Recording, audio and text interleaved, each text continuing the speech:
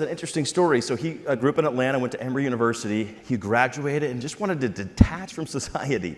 So he hitchhiked all the way across the country, found himself in the middle of Alaska, and this was his home. He was just like, I'm away from people, this is amazing. And he actually found this bus in the middle of nowhere, and he lived there in this abandoned bus. And he was all alone, and he loved it because he was living off the land, and he just thought this is it for him. And you can see clearly he was smiling and he just felt like home for him.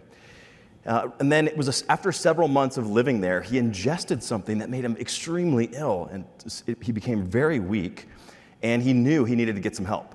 So he began to retrace his steps, and he came to the river that he initially had crossed. And at this time in the season, it was really high and it was flowing really fast, and he was too weak to actually cross the river. So dejected, he went back to the bus, and he actually put it on SOS as a last-ditch effort to get some help.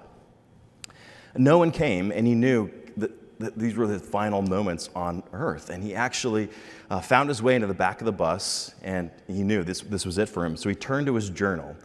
So there he is in the back of this bus. He's looking out across this pristine Alaskan landscape. You can see the bus there in the bottom middle there. So there he is. He's looking out in this incredible landscape, and he's all alone.